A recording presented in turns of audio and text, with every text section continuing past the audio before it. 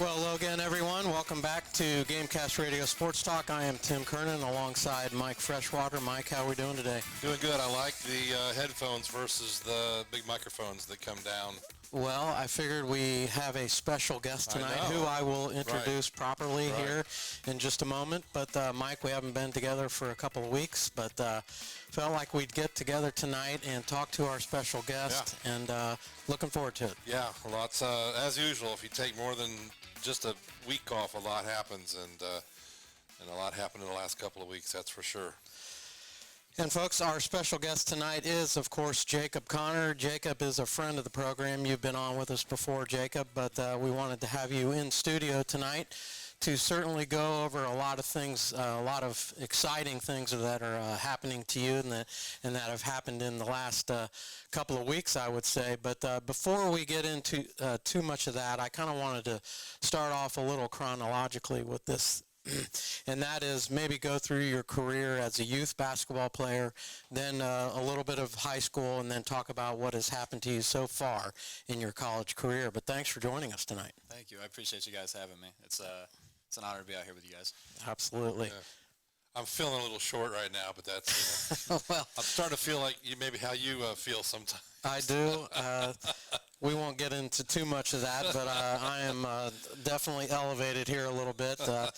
But anyways, Jacob, you started your career as a youth basketball player. You played for the South Dayton Knights, who Mike and I have talked about a couple of times on this program, but that's the local feeder team for Alter High School, which is where you played high school. But I wanted to get your reaction a little bit about that program and what it meant to you and what you think it means to Alter High School.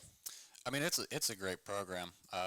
Anytime you can have a lot of kids that are going to play with each other in high school, get a head start and, really get that opportunity to build that chemistry early, that's a big deal. So for a lot of these kids, they play for their schools and the CYO stuff, but, and they battle against each other. But then for them to be able to come together and play for SDK, you play against the other high schools, feeder programs, or you go play down in Cincinnati, it's pretty cool to be able to, have those early opportunities to play with those guys.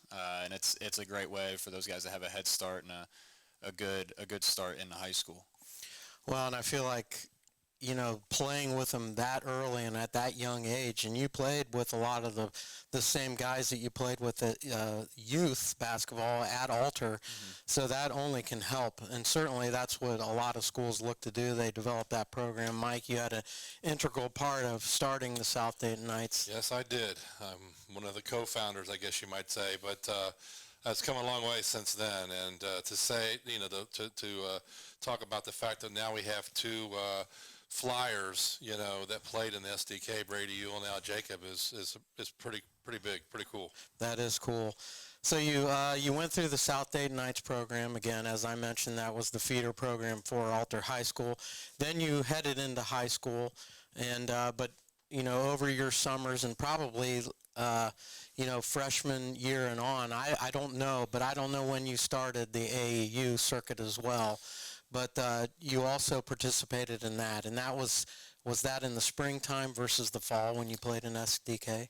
Yeah, I played with SDK actually really only my 8th grade year, and I played Beaver Creek Stars growing up because that's where I live. But okay, I played SDK in 8th grade, and played with those guys and played against them, and then I think it was pretty much like December through February we played SDK, and then after that was AAU, so it was kind of spring through like early summer. I don't think we did anything after June, which is when you start doing stuff with your high school.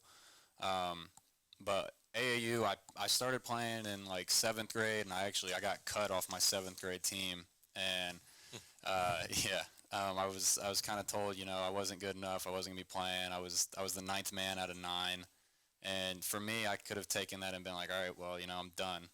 But I decided I wanted to work harder and prove a lot of people wrong, and that's kind of something that's always been something that I wanted to do. And off of that team, there's only been 2 other guys that have played college basketball, so I think I've done a pretty good job. I think you did.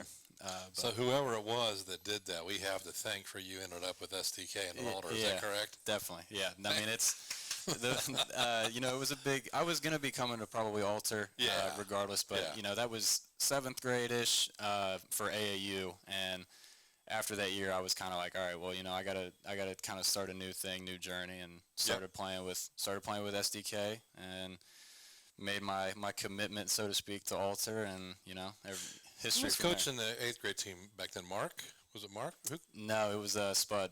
Spud was coaching that year. Okay. It was me. You had Paxson. Oh, that's right. Yeah. AJ Lean was actually back when he was still in my grade. Right. Aiden Brogan. There was Dantes Jones. You had a lot of kids on that team. Yep. Connor Caruth. Yep. Remember now. Yep. So then you went to Alter, and you spent your freshman year playing on the JV team, and ironically played under Mr. Freshwater here. Correct. And I think you had a very good start to your basketball career at Alter. Mike, you can certainly chime in on that. Well, it was an interesting year, but Jacob really helped us out a lot. We were loaded with football kids, and almost my only memory of that whole season was that we had 3 or 4 practices before we played our first game with everybody. And maybe 2, I don't know, 2 or 3. It wasn't many. And we won the first game at home against Dayton somehow or another. And then we just ran out of gas down at Thurgood Marshall on Saturday night and lost that game. And but Jacob did a great job. I mean, that really did get him off to a really good start. He was able to prove to everybody, not that he necessarily had to, but he was able to prove to everybody at Alter that he was capable and he was going to be a really good player for us. And did you get called up there for? I was just about to ask that. For practice and stuff. Yeah, I was scout team during the tournament run that year. Yeah, and then obviously you started and played a lot as a sophomore, right? So, it was a good start for him, I think. Yeah, he had a good coach, though. I mean, well, that's true. That's what it's all about. That can't be denied. But you had 3 seasons on the varsity at Alter. You had an excellent career. You advanced, I believe it was your sophomore year, and that was the frustrating year in 2020 when the Alter basketball team had just won the district final. We're heading into the regionals, and we don't need to go over it again, but that was when the season was canceled due to COVID. But so you had a great start your sophomore year, and your junior year it was cut a little bit short, and then of course the senior year you made it to the Final Four. And that was an excellent year for you. You had a lot of accolades that season. You were, as I mentioned, a 3-year varsity starter. You went to the state Final Four in 2022. You were first team All-GCL, Athlete of the Year in 21-22, All Southwest District 15, and you just had a great year. And you ran into a little bit of a buzzsaw against Akron St. Vincent St. Mary in the state semifinal. But talk a little bit about that final season. It was a great year. Well, the first thing I'll say is St. Vincent St. Mary shouldn't have been D2. We'll get that out of the way. They weren't the following year. Yeah, exactly. Yeah. So, not that I'm upset about it at all. not that you haven't gotten over it or anything. But, we had a really good summer coming into that. We played a lot of good teams. We beat Covcat that summer coming into the year. We played down at Oak Hills, we played at Xavier, we played at Dayton. We played a lot of good teams, and we kind of knew where we were as a team. And you don't want to be a finished product in June, but we felt pretty confident in what we were. Coming into the year, we didn't have a lot of football guys, kind of like what he was saying, so we were able to get a lot of our practices in. We had a lot of talent on that team, and started the year off really well. Had a great win down in Mason against Homestead. Obviously they've got a kid playing at Purdue right now who was just in the national championship. So really good win there. And then, followed up the following week with a big win over Moeller with a guy that's at Ohio State. So, you start off the year and you play, 2 of the toughest teams on your schedule, and you come out of there 2-0 and feeling pretty good about yourself. You have a lot of confidence going the rest of the year. So, down in Charleston, we had a really good time, played against another good team down there in the championship. And actually the best player on the team in that championship game I played against in college both years. He go to UNC Greensboro. Greensboro? Yeah. So we played them both years. So, got to see him again, but he was good. He was good. And then followed it up, did really well in the GCL, 10-0. It's hard to do the team this year, they win state, and the GCL were their toughest Well, it games. prepares you well, doesn't it? It does. I mean, that's the toughest games they had in the tournament if you look at the scores, and then obviously, 8-2 in conference, you win the league, but it's hard to do that. And then we had a great run at the end of the year. You did, and you got into it a little bit there, Jacob, but you talked about improving a little bit, but when you were going through high school and maybe a little bit of the AAU circuit, when did you kind of feel like, you know what, I think I can do this? When did you feel like, hey, I think I can play in college? Honestly, it was probably freshman going into sophomore summer. It was probably between there and sometime during sophomore year. I don't want to say I didn't take basketball seriously, but I didn't take like preparing for the college level seriously until after that summer, like going into sophomore year. We played some good competition where I was at, went down and played on the Nike circuit for a weekend. Got to see a lot of really good players and, hung with them. So for me, I was like, if I can hang with these guys, then, the GCL is going to be tough, but I can play with those guys too, even if they're older than me. So then was kind of where I figured out like, hey, like I've got enough confidence and skill where as long as I apply it, I can be a college player. So I would say it was probably around then, but I didn't, obviously it doesn't really come to like your mind. You're like, okay, like I can for sure do it until, you get that first offer, the first couple times schools start contacting you. And then you really start to think like, wow, like I can really do this. So. And Mike, you were the JV coach for a great many years, and you are now an assistant. But when did you maybe feel? When did the coaching staff maybe feel like, Jacob, you can move on here. You can play at the college level. I mean, I think, speaking for me personally, after watching him play varsity as a sophomore, and again, as he said, against some of the competition that we went against, beating an undefeated Wyoming like we did down in Cincinnati in the districts. Watching him that year and as he got better, as the team got better, and what he did against the competition we went up against, I had no doubt at that point in time it was just a question of, what level was he going to reach, coming out of high school. But I definitely felt like not just a college player, but a scholarship level player after that season. And you're talking division-wise? Yes, Okay. absolutely, yeah. Mm-hmm. Well, Jacob, I knew it from the beginning. It didn't take anything. I knew you could. So after high school, you took a scholarship from Marshall University, and you spent 2 seasons there. Mm-hmm. And can you talk a little bit about your 2 seasons at Marshall and maybe what that did for you as a player? Yeah, I mean, honestly, I love my time at Marshall. A lot of great people, great coaches. Great teammates. It was a great time. Freshman year, we set the wins record for the school. We were 24-8. Just missed out on the NIT. I don't know how, but we didn't end up making any postseason play. So going into the following year, we lose some guys. Lose one guy to the G League. Lose a couple to the transfer portal. So we kind of have to rebuild a little bit. Yeah. Had a bit of a rough year. Things don't always turn out exactly how you think, especially out of the transfer portal. You have a couple games that could go one way or the other. You end up with a bad record. That's basketball. But I was put in positions where I was having new experiences, and I got to develop different parts of my game and start to well-round myself a little bit differently. And really, overall, I got to have a lot of different experiences playing against different kinds of styles of basketball.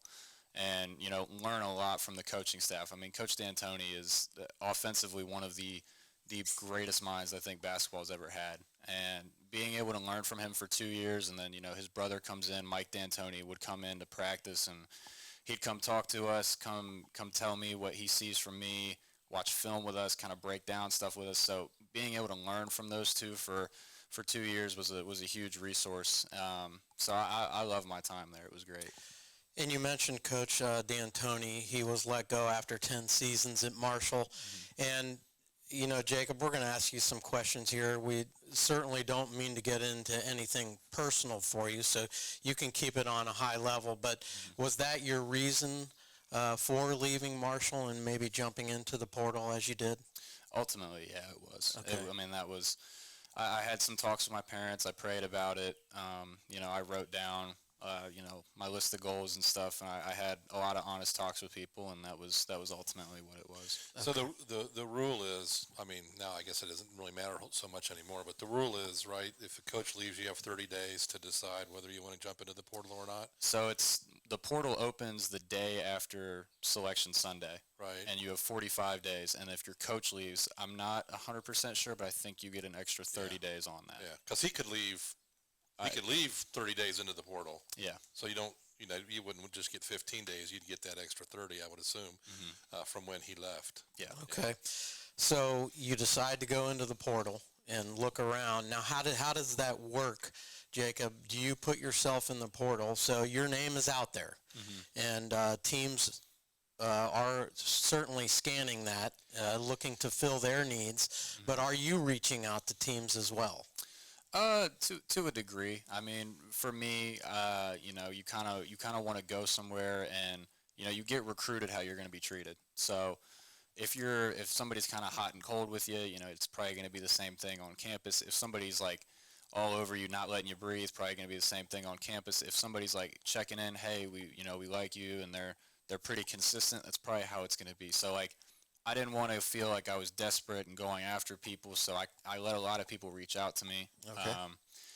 And the way you do it, it was like you go through the compliance, and you tell them, hey, I want to do this. They give you an educational video to watch, and you gotta take kind of like a little quiz going into it, and then you send it back to them. Hey, this is the paperwork, fill it out, and then they send it to the portal or however they do it, and your name's out there probably 10 minutes after you tell them. So anybody can look at that information too, right? I mean, yeah, I've seen how it manifests itself on the internet. Well, and I mean, some coaches, like especially they're like right after the portal opens, some staffs have a person that just clicks the refresh button on there, right, just to see who goes in. No, I believe it. So I mean, it's chaotic, and I know from a fan's perspective, I was like, even last year, I was like, wow, this is like kind of out of hand. And once you're in it, obviously guys leave for different reasons, and they have why they wanted to leave, or whatever.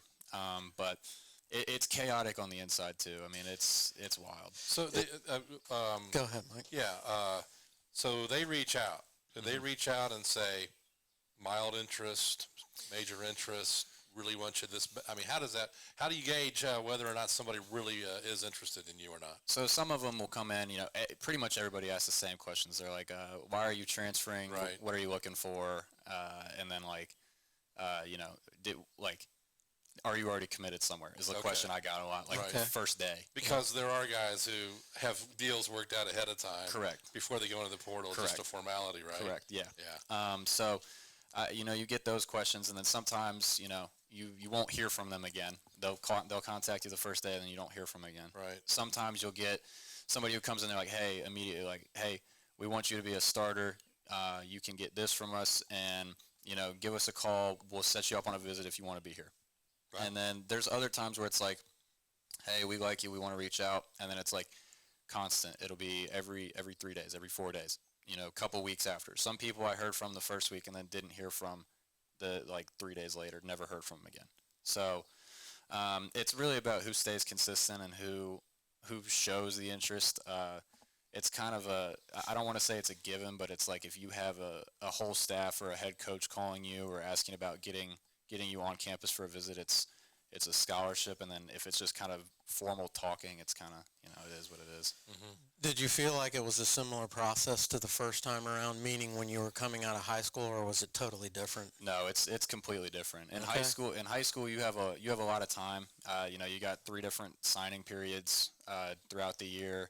You can commit before the season, during, after. You have a lot of time during your senior year. And obviously, I committed way before my senior school year even started. So I didn't even get that full experience.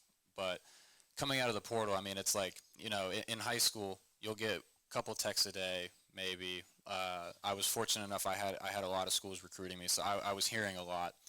But once you're in the portal, it's like barraging. It's nonstop. It's every day, every other day. And it's like, hey, like, via computer, or are they calling you? Calling, texting, FaceTiming, like whatever. And they'll be like, hey, we've got 2 spots open. We're recruiting 7 guys for these 2 spots. Like, if you're going to commit, we need to know in the next, like, 3 days. I can imagine that. It's a very expedited process, and, that can be tough, especially for somebody like me. I'm a little more methodical with my decision making. So, Sure.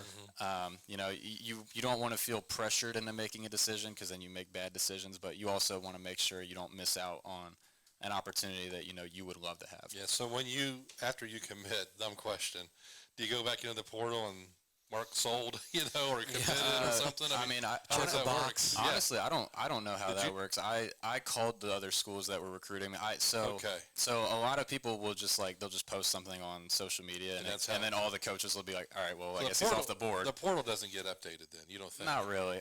It does. There's a Twitter group that goes in, and they'll go onto the tweet and fix it, but for the most part, no. And then I texted a lot of the coaches and kind of narrowed my list down, and then I called all the final coaches and let them know kind of where I was at. Yep. So you committed to Dayton, much to the pleasure of your local friends. We, of course, do this show, and Mike and I broadcast from here in Dayton, a suburb of Dayton certainly, for Alter High School, but we're just absolutely thrilled that you picked Dayton. Is there anything specific about that process when you committed to Dayton that you can share with us, Jacob? Yeah, honestly, it was the one-on-one time I got with Coach Grant. I think he's a tremendous person. I think he's a great coach. So being able to talk to him about stuff outside of basketball and really kind of dive into, what makes a great person and understanding those kind of things. And then obviously all the resources they have, from the practice facility to the arena to the atmosphere to the school. All those play a factor in it. And then my relationship with the staff, a lot of them I've known for a while. So, there's a sense of comfortability with them. But it was a lot of different things that kind of led into it. But, honestly, the development from the program standpoint, I want to play professional basketball, and they've done that at a high level to produce professional talent for years now. So, to be able to develop and become a pro, be at home and have all these different kinds of resources, in my hometown, it was kind of a no-brainer. So how did that work? When you went and talked to Grant, was it at that time that he offered you, and then did he give you, Jacob, go home, talk to your parents, think on it for a night? Was it something like that, or did you have to answer pretty quickly? So I kind of, in my mind, coming into it, I was like, all right, well, I have a lot of the information from other schools, kind of where I'm at. I've visited or met with the staff, with everybody, and I'm like, I still, I like Dayton a lot. I love the staff. I love everything. And so I was like, I just need a couple questions answered. And obviously they're going to have some questions too. But if it's a good feeling, then it's I'm there. And going into it, I didn't expect a whole lot. I came in, I talked with him for probably about an hour in his office. Then we went out toward the campus, which I had never been on campus before. Really? Yeah. He was talking about that too. He's like, a lot of the local kids, they've never just been on campus at UD. So I got to see that. It was really nice. We came back, we watched film with Coach Grant on basketball stuff. We talked about, championship caliber people. We talked about a lot of different stuff. And in there, when we were talking, and the way he kind of did it was kind of like an interview setup. I had never been asked a lot of questions by a head coach on a visit, which was it was interesting, but it was very cool, and I enjoyed it. Yeah. But being able, he talked with me in the during the whole film session, and at the end, he offered me the scholarship. And for me, I was kind of in a weird situation. I had never been offered in person before. So during COVID, every time I got an offer, it was over the phone. Yeah. So I had never been offered a scholarship in person. So for me, it was a big deal. And obviously with it being Dayton, it was a big deal. Mm-hmm. So from there, he's like, have you ever seen the locker room and stuff in the main arena? And I was like, no, I haven't been down there. And he was like, okay. He's like, we'll go drive over there. We'll meet you over there.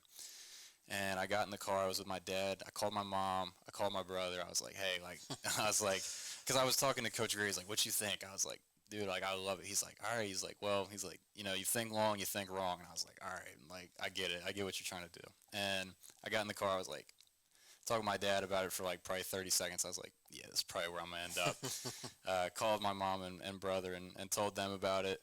Went down. We had a little video about like the atmosphere at Dayton, which, I don't need a whole introduction on that. I get it. I get what it means to be a Dayton Flyer in this area and what Dayton basketball means. So, I got to see that, and after I told Coach Grant, whole staff was there. We hugged it out. We got a couple pictures in there, and it was a done deal. I called all the other coaches, and yeah, that's how it went. It's outstanding. It's almost like winning the lottery, isn't it? Honestly, yeah. Felt like it. Yeah. So you talked a little bit about watching film. Did they give you a feel for how they want you to fit into the lineup, where they want you to play and how they want you to play? Yeah, and obviously, things change and the roster changes and stuff, but he kind of just gave me a rundown of their offensive concepts and how he would see me fitting in, and different guys, like what positions I'd be put in, and he runs a lot of stuff where guys are put in a position to succeed. He uses guys to their strengths, which is huge. So he was showing me a lot of that, and then we just watched a lot of just good things that they do and what they like to do offensively. So he showed me a lot of different things. Have you you've not done anything down there yet, right? You haven't done any workouts or anything? No, I just like officially got accepted to the school this week, so Gotcha. I'm moving in on Monday. Living with Brady? Yep. That's awesome. Yeah. I'm not going to ask you where. I'll ask you offline. So when do you start going down there? When does the formal kind of get-togethers happen? So the rest of the team, I believe we get down there in June. I know me and Brady, we're moving in Monday to the apartments where we're at. Right. And then 2 of the other transfers are moving in this upcoming weekend. Posh. Posh and Zed. So they're moving in, and then you haven't met them yet, obviously. I haven't yet, Yeah. but we'll all be down there. Obviously, me and Brady, we're local, so like if they're like, hey, like come get a workout, like we're gonna be there. So right. And CJ Napier's coming back. Do you know? I don't know if he's playing or not, but he's been around for my visits and stuff. Okay. And He's a cool dude. Yeah, I went down and had lunch with like the strength coach and stuff, and he was down there with him. So I think I know he was talking about trying to become a GA. Oh, okay. So Cool. I think he wants to stick around. Gotcha. So have you mentioned a little bit about moving down there this next week, but have you had a chance to at least talk to any of the players on the team or any of the new players certainly that you'll be coming in with? Yeah, so I talked to a couple of them when I was on campus. I met Enoch, I met Javon, Malachi, Isaac, Nate, and then obviously I know a lot of the local guys already. But I met all those guys, and then Duran actually texted me when I committed. Oh, cool. Yeah, so I've talked with a couple of them at this point, and it's been cool. I like all the guys so far. Obviously I got to get to know them more, but I'm sure they're great people. Otherwise they wouldn't be at Dayton. So I'm excited to get to know all of them. Any inside information that you can provide us on Duran Holmes? No, I honestly have no idea. I told him, I was like, I hope you get to come back. I'd love to play with you for a year. You may not know the answer to this, but are they done with the portal then, or they still have a couple irons in the fire, do you think? We still have scholarships open. Right. So, okay. I'd assume so, but Right. I don't know. Right. Yeah, no, I would think so also. But it's lining up nicely. To get Santos back, and Posh is really good. I've watched enough. I watched him play twice this year when they played Xavier, and he's really, really good, and I think fans are going to love that kid. But very strong, good point guard. Not big, but he's just really, really good, and I think he's going to be a huge addition. Know a lot about Zed Key, seen him play a lot. That dude works hard, gets after it around the rim and in the lane, and I like how the roster's shaping up. Definitely. It's gonna be a good team. Obviously, we're gonna gel and have a good time together. But we're gonna be there to win some basketball games, and Right. I think we've got the roster to do that. Right. And then one last question about that: they've got a trip coming up, right? Are they going to Hawaii? Yeah, we're going to Maui. That's why he. Boy, That's why he Boy, went. that's Well, I tough, didn't- dude. so- Good night. So I didn't know that when I committed. Okay. I was talking with Gotcha. with the beat writer, and he's like, are you ready? He's like, are you excited for the trip? I was like, what trip? I was That like, is oh, fantastic. baby. I was like, I know they went to overseas last summer, and I was Right. like, you only get like And one right. one foreign trip every 4 years. So Right. I was like, what trip are you talking about? He's like, team's going to Maui. I was like, oh, Well, this got better. if you're a Dayton Flyer fan at all, you know how that team travels and how the fans travel. So that should definitely be exciting. And I think those tournaments love to have the Flyers play in them Definitely. Oh, because they absolutely. usually do very well in those tournaments. So we'll look forward to They that. draw a huge crowd and a lot of people spending money and Yeah. buying tickets. And to me, year in, year out, no matter where they're at, they're the most supported team in that tournament, Without no matter question. where they go. It's Yeah. unbelievable. It was funny. Kelvin Sampson, who coaches Yeah. at Houston, Yeah. talked very Oh, yeah. highly about Right. the Dayton fans. Was he the one that said that was a home game for UD? I think Yeah. it was. Yeah. That's exactly what he said. Right. Jacob, what are you looking forward to the most about playing at Dayton? You mentioned a little bit. Certainly, the playing at UD Arena certainly got to be exciting for you. Definitely. I mean, even at Marshall, we had great fans. You know, this past year, I think we were somewhere between 4,000 and 5,000 every night, which is great. It's a lot of support, but there's not a whole lot of places that you get 13,000 every night, and you know, and to do that in front of people that I know and the home crowd, it's going to be really special. It's going to be something that's really cool. It hasn't quite sunk in yet. I'm sure it probably won't until, you know, the first time we go out there and everybody's screaming and yelling, and you know, I'll black it out as soon as I get out on the court. A little bit nervous, I'm sure. Maybe. That's We'll what those see. exhibition games are for, right? Well, To I work mean- out those jitters. Yeah, I mean, but I also, playing down at Rupp Arena this year kind of That's right. toned me That out was from that a little bit. pretty cool. It'll be different having all those people cheering for you instead of right. against you. That's Yeah, right. absolutely. Because that was its own special Yeah, thing. that's true. I didn't realize how much of like it's just an entertainment factor down there. I mean, they got the fireworks coming off of the basket when they do the starting It's like a lineups. pro game. It's crazy. yeah. It's crazy. And it's a big place. Yeah, I honestly didn't expect them to fill it out when they played us, and there was 20,000. So I think they sell everything out. yeah, no, that was great. Well, I believe I saw that they sold out the season again, or they certainly anticipate selling out the season. So you're going to be able to play in front of 13,500 every home game. Have you had a chance, or has anybody shown you the schedule that UD will be playing this year, and are there any games that you're really looking forward to? I haven't seen the schedule. I talked with some of the coaches. I think Northwestern's coming here this year. I think that was a home and home. I saw something that said we're trying to get UNLV to come back here, and I know It's in the UC deal, is that? the UC deal. They're trying to get it down. Same place they Right, played last year right. downtown. Yeah. So I mean, those games, and then obviously Maui is going to be huge. But other than that, I mean, that's really all I've seen at this point. It's funny that you bring up that UC game, but Mike and I have talked about it a couple times, but I think that was one of Dayton's best games last season. Mike, do you agree? Oh, absolutely. Yeah. It was. I mean, UC can't bounce back a little bit and made a little bit of a run in the Big 12. But yeah, that was a fantastic game, a nearly perfect game, really. If you watch it from the beginning to the end, they didn't make a whole lot of mistakes. Played really well, shot it well, and that was probably one of their best 2 or 3 wins all year for sure. Yeah, I definitely agree.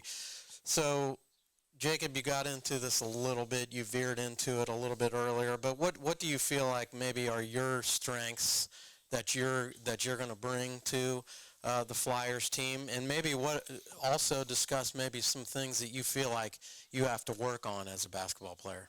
I would say as far as like things I want to work on, for me, it's my conditioning and my upper body strength. I feel like if I take care of that, you know, there's a lot of things that you fix. You fix being lazy at certain times. You shoot the ball more confidently. You don't get tired legs. And then upper body, you know, getting to the rim, I don't get bumped off my line, so to speak. So really those 2 things I'm working on the most right now. Obviously, you know, doing little touch-up things here and there with everything. But those are the 2 big focuses for me right now. And then as far as my strengths, I feel like I shoot the ball pretty well. If you look at my numbers, they weren't great this year as far as shooting, but I was up around 35-36% from 3 most of the year. I feel like I pass the ball really well.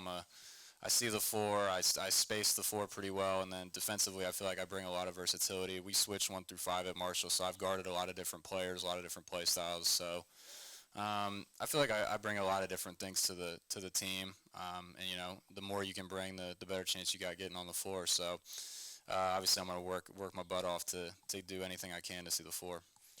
Yeah, I think that's well said. I think you're going to be able to stretch the court for UD at 6'10", you're going to have a four probably guarding you, and they're going to have to come out of the lane and get out on you. And they don't want to do that. And they don't want to do that. Yeah. And I think you're capable of shooting the three, and then when they do come out and get on you, you're capable of getting past them, maybe getting in the paint, dishing it, or pulling up. Do you have? I mean, this is probably pretty early in the process, and I don't even know, kind of how you go through this thought process. But do you have any? Are you thinking about goals that you have for yourself, whether it's statistics or minutes or whatever it might be that you've thought about and that you might kind of write down for next season? Yeah, I mean, stuff I've written down. I wrote 35 and above from three. I said 47 and above from the field. I said as far as minutes, I don't, you don't expect minutes anywhere. Right. I wrote down I want to compete for a starting spot. Regardless of whoever comes in or who's already there. Like I want to compete for a starting spot and play. So I mean, those are probably two of my main goals for this. Well, I guess three. That's probably three of my main goals for this upcoming year, as far as what I want to do. To get better defensively, you mentioned getting a little bit stronger with your upper body and such, and how versatile you are. I totally agree in terms of guarding 1 through 5. But to really get better defensively, you can't quantify those goals and by numbers or that, but do you have anything in mind in terms of what you need to do to get better defensively so that you can guard 1 through 4 maybe, if not 5? Yeah, I mean, it'll be tough for me to guard 5, especially at this level. Yes. A lot of them they're just big dudes. So, right. Really big dudes. Yeah, so hopefully I don't have to, get down there, but, Right. I'm going to fight if I do. But right. 2 through 4, let's say. Yeah, but for me, I think just playing a lot of one-on-one, playing a lot of different guys. I want to try to play against smaller guards that are stronger than me and see, kind of how that feels, how to guard. It's really all reps. It's hard to, train foot speed and all that. I think defense, most importantly, is like a want to. Like you have to want to play defense in order to do it. So just not getting bored with anything and making sure I stay focused and don't get lazy with anything. And he played a lot of zone last year. If you've watched him at all, they did play some 1-3-1 and kind of mix it up a little bit. So, that's something you're familiar with. Obviously, having done it at Alder and maybe at Marshall. I don't know. Did you guys play a lot of zone down there? Not really. No. Yeah, not a lot. You switched everything. Yep. Yeah. So it'll be interesting. I'm sure that also once you understand exactly how Coach Grant wants you to play defense, they want you to position yourself when you're guarding the ball, when you're off the ball, then you can start, when you totally understand that, I think then you can start to even do some things strategically that'll help you not just guard your guy, but help off the ball as well, right? Definitely. I mean, that's one thing is like, a lot of coaches, they take probably, 2 or 3 weeks to fully get their defensive scheme together. So, I'm excited to get in there and learn and, hear different voices and learn some new things from people. So, anytime I can learn from a good coach or really anybody, anytime I can learn, I feel like I have a successful day. Yeah, you're going to do well. So I would imagine there'll probably be some weight training over the summer. When does that begin for you? I mean, I'm going to get started as soon as I can there. Hopefully, I can get through all the physicals and all the testing and stuff when I get there on Monday, which, I mean, that'll be a long day of doing testing and stuff. But hopefully I can get started and really get lifting with the new strength coach there. And, I've already talked with him, and he sent me kind of a weight program. So did they help you dietarily wise? I mean, when are you able to take advantage of not only them just kind of guiding you in terms of what to eat and how and much of it and when, but actually supplying you with those kinds of things? I'm not entirely sure how much they're going to, like what or how they're going to supply stuff. Obviously, they're going to be able to, and they're going to help whenever they can. For me, it's some guys, they don't always ask or want help, but I'm going to be a guy that's going to ask for a lot of help with that kind of stuff because I want to be at the best I possibly can. Right, you want to maximize your weight training and make sure your diet is meeting up with what it is you're doing and what your goals are in terms of getting stronger. Definitely. Well, we're certainly excited for you, Jacob, and wish you all the best. Mike and I do something during the show, what we call Yes, No, Maybe. We'd love to have you join us for this if you'd Okay. like to hang on here. Definitely. But I will make a statement. We usually go over about 4 statements, and you say you agree, disagree, or maybe. Okay. And so we'll, You could also add commentary like I do. yeah, you can add a little commentary, but we call this Yes, No, Maybe. But the first one on the list, and I'm going to go ahead and do this one number 1 because it will affect you directly, but we'll start with you, Mike, and we'll come over to me. But the University of Dayton men's basketball team will win the A-10 title in the 2024-2025 I'm not going to say season. no with Jacob sitting right here. Yes, a resounding yes. Why not? I mean, again, the roster is shaping up. It looks like they're going to be.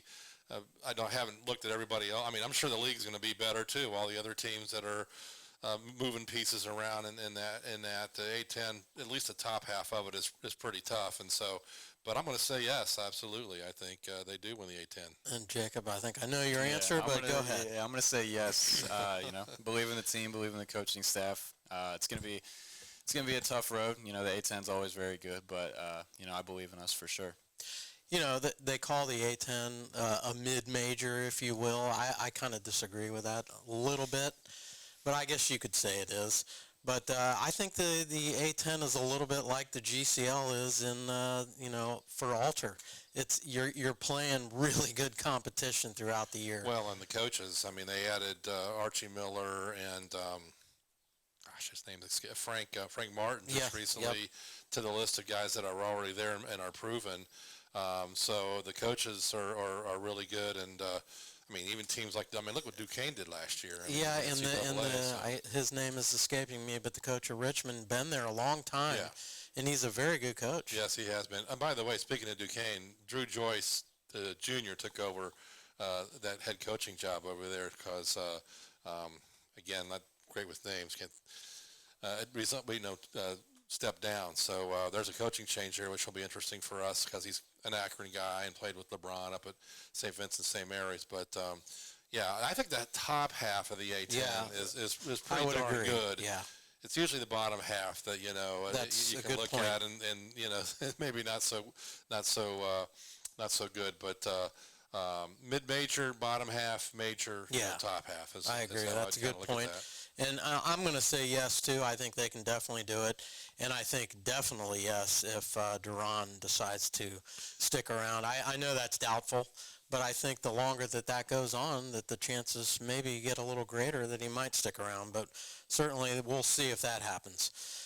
Next statement. This is a good one, I think.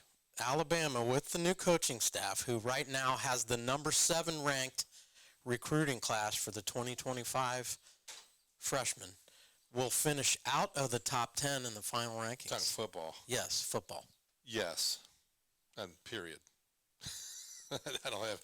Yes. I think they're going to struggle. They lost a lot of guys. Now, they're going to come back, but they lost a lot of their talent, and they got a new coaching staff. I think expectations are going to still be extremely high. There's going to be a lot of pressure on those guys down there to win. Top 10, I think I'll go with yes. I think that's going to be a tough season for them next year, and they do finish outside the top 10. They might finish 11th or 12th and make it to the playoffs. But I say yes. Jacob, what do you think? I'll say maybe. It'll be tough with them bringing.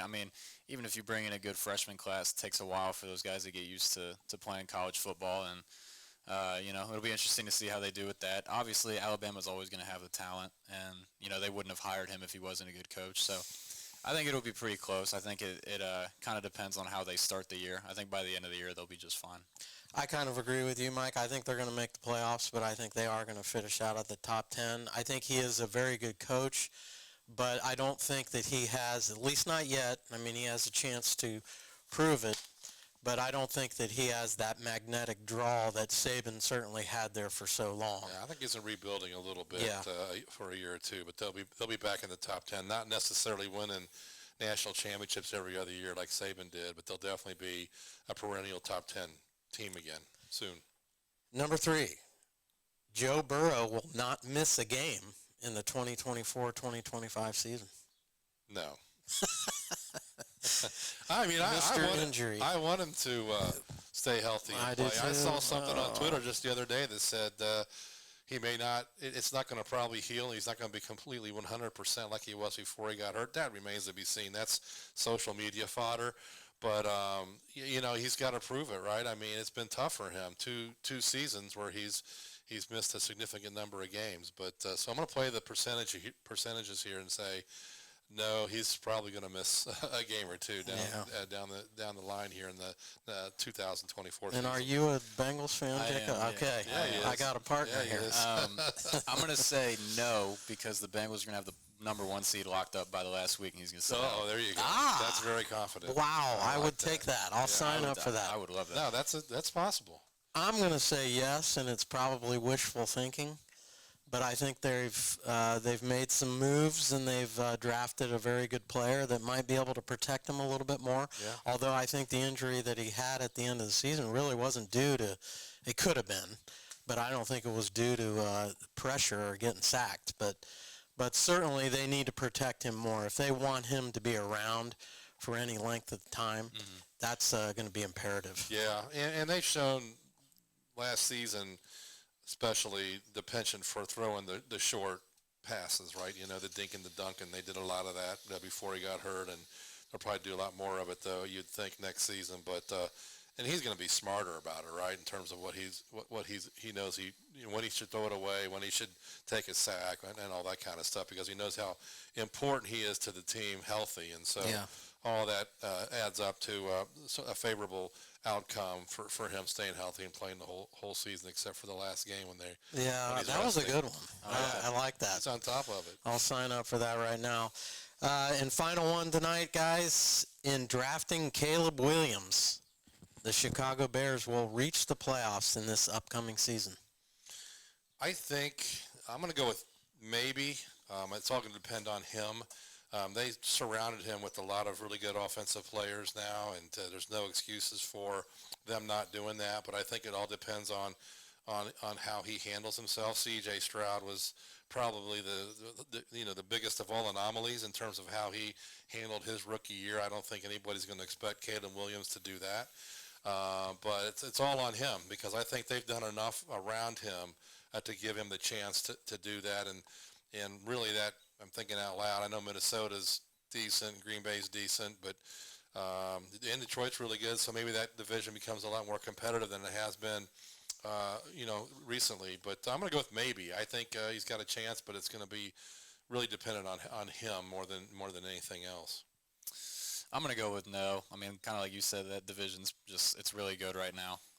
So I think it's going to be tough for them to be able to get a playoff spot. I mean, had you asked me last year, I would have been a definite no, but I didn't think, I don't think rookie quarterbacks are always put in the best positions, or else they wouldn't be drafted, where they are. They wouldn't be great quarterbacks. So C.J. Stroud obviously had a great year, and the AFC South was a little bit down, and they were able to have a great year, but I'm going to say no. I'm going to say no as well. And the reason for that is, one, I think watching him play against Notre Dame this past season, Notre Dame was able to get some pressure on him, and he fell apart. He threw the ball away a couple of times and did not look good in that ball game. I think he's definitely a very good athlete, and we'll see what happens, but I definitely do not think they will make the playoffs. But it'll be interesting to see how he performs, because I think he did not have a good senior year at USC. Yeah, there were some questions there, but he was able to overcome all of that, still be the number one draft pick overall. And, they drafted 6 quarterbacks in, the first round, is that right? Or the first 12 picks or something? Yeah. How many of those are going to pan out? 2? I mean, realistically, historically, 2 of them. Is he going to be one of them? I guess we don't know. But I do want to say this. This is the first time we've talked for an hour, and Notre Dame did not come up. Hey. Somehow we escaped talking about Notre Dame. It's a Notre Dame-Ohio State show, right? It's got to be a Dayton show now, too. Yeah. Right. Exactly. Jacob. So, by the way, that's a good point. We're going to expect you to be helping us out next season. Just, when we have our podcast, usually on Saturdays, maybe we can connect. Yeah. It would be nice. 10 or Definitely. 15 minutes, and we can talk about what you just did and what's coming up, and keep everybody, keep all of us, from your perspective, kind of up to speed on what's happening with the Dayton Flyers. Yeah, I mean, I'll be around, so That's awesome. we can do it. We'll make sure we get that put together. Well, Jacob, really appreciate it. Enjoyed talking with you tonight. Good luck at Dayton, and as Mike just said, would love to touch base with you throughout the season and maybe get an update on how things are going for you. Gotcha. I appreciate you guys having me. Can't wait to see it. I obviously don't make it down as much as I'd like because I've got ultra stuff to do, but I'll be down. I'll be trying to get down there even more often this season. Definitely. Yep. All right, folks, that's going to do it for us tonight. Thanks for joining us for another episode of Gamecast Radio Sports Talk. Do us a favor on your way out, subscribe to the podcast, and we'll see you next time on Gamecast Radio Sports Talk. So long, everybody.